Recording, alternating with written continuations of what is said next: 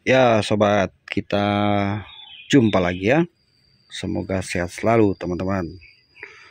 Oke, hari ini kita sedikit mau berbagi. Ada mobil L300 ya, L300 diesel. Oke, jadi saya mau kasih tahu sama teman-teman jalur kabel untuk busi pemanas. Ya, sebab kenapa? Terkadang kalau saat pagi hari itu mobil sulit sekali dihidupkan ya. Jadi dia harus busi pemanasnya mesti aktif dulu beberapa detik baru bisa di starter. Oke, jadi untuk jalur kabelnya kita nanti lihat di sini ya. Kalau kita buka jok sebelah kanan di dekat filter udara, di sini itu ada relay untuk plugnya atau relay untuk busi pemanas. Ini ya. Nah, kan di sini ada, perhatikan ya teman-teman, di sini ada kabel besar 2 biji nih. Nah, kita siapkan tes pen DC ya teman-teman. Siapkan tes pen DC seperti ini aja. Ini tes pen DC 12 volt ya. Satu kita jepit di ground atau min. Ya di mana aja yang penting ada minnya ya. Nah, ini salah satu ini ada setrum langsung dari aki. Ya, tanpa melewati kunci kontak. Ya, coba ya kita lihat dulu. Nah, ini ya. Ini setrum langsung. Jadi kunci kontak masih posisi off, ini tetap jadi ini strum standby ya. Nah, yang satu lagi ini ya, ini tunggu nih saat relay sudah bekerja, baru ini akan busi pemanas akan dapat setrum. Nih, yang ada kabel ini nih, satu nih gede. Ya, ini plusnya nih, busi pemanas ya. Tapi dia hanya boleh beberapa detik saja, teman-teman. Ya, jadi kalau misalnya pagi hari teman-teman pas mau nyalain mesin susah hidup, coba cek ya. Gunakan tes pen DC aja seperti ini, lalu tempelkan di sini, terus posisi kunci kontak on. Ya, kalau pagi hari di sini dia mesti harus ada lampu ini mesti menyala sekitar kurang lebih 10 detik. 1, 2 sampai 10 detik ya. Baru kita starter bisa langsung hidup. Kalau dia nggak ada, cek di sini ya. Nah, ini kan udah clear ya. Jadi yang satu strum langsung. Ya, satu lagi ini saat relay sudah bekerja ini cetek ya, baru ini akan diteruskan ke busi pemanas. Ya, ini plugnya. Oke, kemudian ini kan ada kabel kecil 2 di sini nih, yang satu warna hitam, yang satu hijau strip hitam. Nah, yang hitam ini satu, ini min atau negatif. Nih, ditempel ke sini nih, yang ada obeng kembang. Yang ada baut kembang maksudnya ya. Nah, yang satu ini dapat dari mana? Yang hijau strip hitam ini dapatnya dari ECU. Yang ada di sana tuh, di ujung sana tuh. Di bawah itu ada ECU di situ. Nah, kemudian ini harusnya kalau dia normal ya, kalau kita kunci kontak, di sini mesti ada setrum, ya. Nah, terus mati. Itu kalau mesin sudah dalam kondisi panas. Ya, kalau dia masih kondisi dingin itu agak lama nih. Nah, lalu setelah mesin itu hidup, ini harus mati beberapa detik. Dia mesti mati, tidak boleh menyala terus. Nah, jadi coba cek jalurnya ya. Jadi seperti itu. Jalurnya satu yang hitam ini min negatif langsung ke bodi, satu lagi dapat dari ECU yang ini hijau strip hitam. Kemudian teman-teman cek di sini. Ini kan ada thermoswitch di sini nih. Nih. Contoh seperti ini nih. Ini thermoswitch ya. Ini fungsinya ada 2. Fungsi yang pertama, dia hubungannya ke sini. Ke switch temperatur yang ini nih.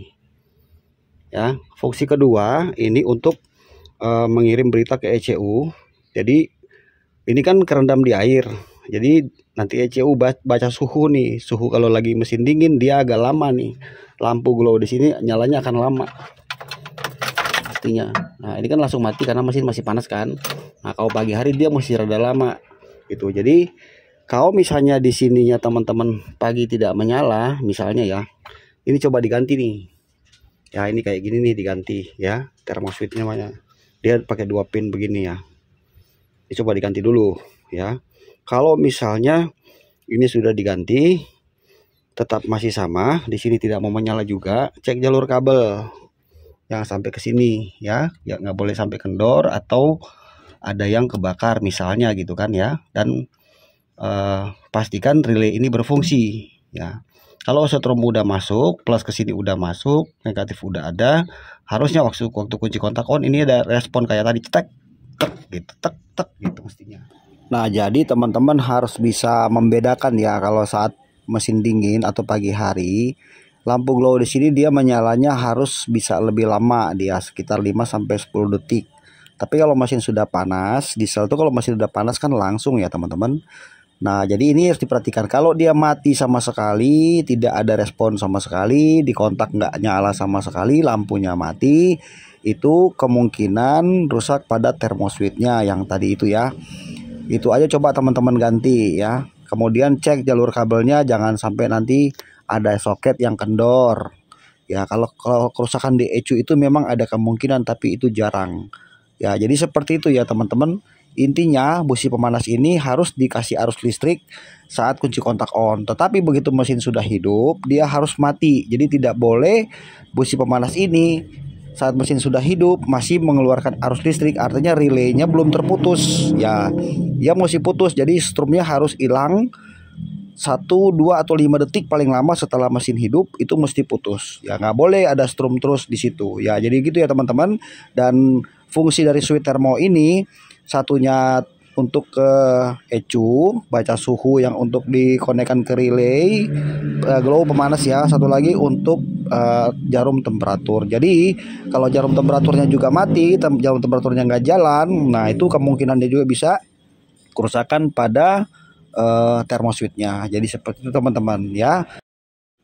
Kemudian yang terakhir yang mau saya tambahkan buat teman-teman ya, kalau misalnya fungsinya busi pemanas sudah benar, setrumnya sudah masuk, indikator temperaturnya tidak ada masalah, suhu mesin normal ya, semuanya jalan normal, tapi mobil di starter itu susah hidup, itu ada faktor kemungkinan lain, bisa karena dinamo starternya itu lemah.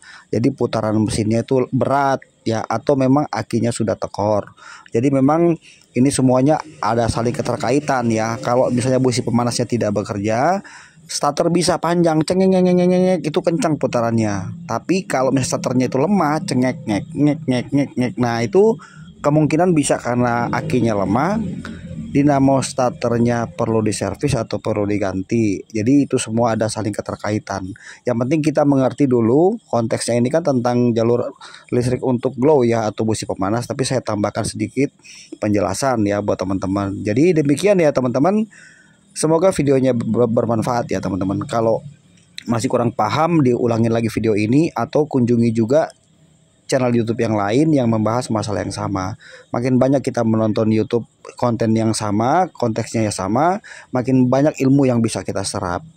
Oke, saudara-saudara, mohon maaf bila ada kekurangan. Saya cukupkan sampai sini video kali ini. Sampai jumpa lagi. Jangan lupa di subscribe. Thank you teman-teman, dan salam otomotif. Bye.